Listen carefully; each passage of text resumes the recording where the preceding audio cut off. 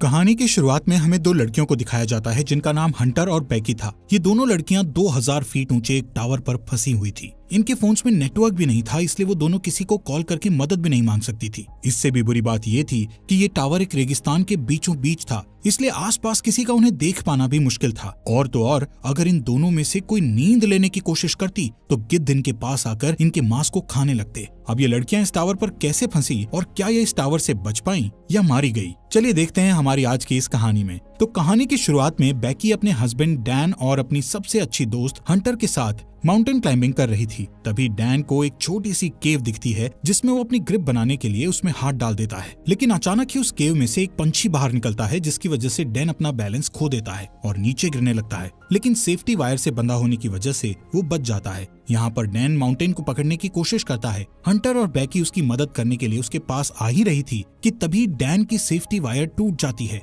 और वो नीचे गिरकर मर जाता है। यहाँ से सीन प्रेजेंट में 1 साल बाद दिखाया जाता है, जहाँ बैकी आज भी उस इंसिडेंट में मरे अपने हस्बैंड को याद करके बहुत दुखी थी। वो काफी ज्यादा ड्रिंक करने लगी थी, जिससे वो डिप्रेशन में थी। उसकी इस बात से उसके फादर जेम्स उसको लेकर काफी परेशान थे। वो बैकी को उस इंसिडेंट से मूव ऑन करने को कहते हैं, लेकिन बैकी उनकी कोई बात मानने को तैयार नहीं थी। एक दिन बैकी अपनी लाइफ से परेशान होकर बहुत सारी दवाइयाँ एक साथ खाकर सुसाइड करने की कोशिश करती है कि तभी उसके फोन पर हंटर का कॉल आता है, जिससे वो सुसाइड नहीं करती। अगले दिन हंटर उसके घर जाती है। हंटर बैकी को उस इंसिडेंट से बाहर निकालने के लिए उसको कहती है कि उसने B67 टीवी टावर पर क्लाइंब करने का प्लान बनाया है और जिसमें तू भी मेरे साथ क्लाइंबिंग करने चल रही है। अब क्योंकि हंटर जानती थी कि बैकी को एडवेंचर प्लेसेस पर जाना बहुत पसंद था और काफी लंबे समय से उसने कोई एडवेंचर भी नहीं किया था, बैकी जो इस टाइम काफी परेशान थी, इसलिए वो हंटर को क्लाइंबिंग करने से मना कर देती है। लेकिन नेक्स्ट मॉर्निंग जब वो किचन में रखी अपनी मेडिसिन लेने जाती है तो वो थोड़ा सोचते हुए डिसाइड करती है कि वो उसके साथ क्लाइंबिंग करने जाएगी। इसके बाद हंटर और बैकी दोनों उस टावर की ओर निकल जाते हैं।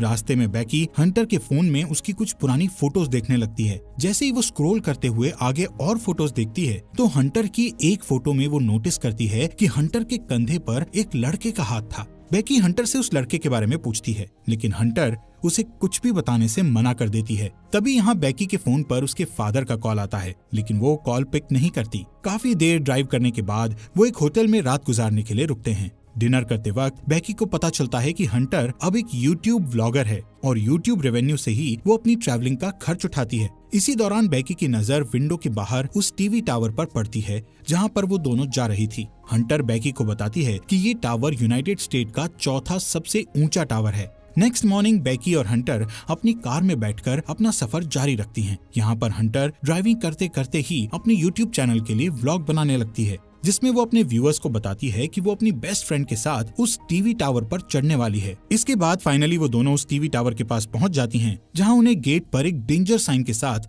ताला लगा हुआ मिलता है। यहाँ से वो दोनों गाड़ी को छोड़कर पैदल ही आगे जाने लगती हैं। रास्ते में उन्हें कुछ गिद्ध एक मरे हुए जानवर को खाते हुए दिखाई देते हैं। हंटर इस चीज को भी अपने व्लॉग में रिकॉर्ड कर लेती है और उस मरे हुए जानवर की फोटो क्लिक करके अपने इंस्टाग्राम अकाउंट पर पोस्ट कर देती है, जिस पर उसे बहुत जल्द ही काफी लाइक्स मिल गए थे। कुछ देर बाद वो टावर तक पहुंच जाते हैं। यहाँ पर हंटर अपना व्लॉग बनाना बंद कर देती है। वहीं बैकी टावर की ऊंचाई देखकर डरने लगती है और उसे लगता है कि वो ये नहीं कर पाएगी, क्योंकि डैन के साथ हुए इंसिडेंट के बाद उसने कभी इतनी ऊंचाई का सामना नहीं किया था। लेकिन हंटर उसे उसका डर दूर करने के लिए कहती है, जिसके बाद हंटर सेफ्टी रोप को उसकी कमर से बांधकर टावर के ऊपर चढ़ना शुरू कर देती है। ये पूरा टावर काफी पुराना हो चुका था, जिस पर बुरी तरह से जंग लगी हुई थी। इस टावर की सीढ़ियां हिल रही थी और नट बोल्ट भी काफी लूज हो चुके थे। यहाँ पर ये दोनों काफी ऊपर तक चढ़ चुकी थी कि तभी बैकी के हाथ से सीढ़ी का एक पुराना हिस्सा टूटकर नीचे गिर जाता है, जिससे बैकी थोड़ा डर जाती है। लेकिन वो हिम्मत करके फिर से उस टावर के ऊपर चढ़ने लगती है। ऐसे ही धीरे धीरे वो आधे टावर तक पहुंच जाती है,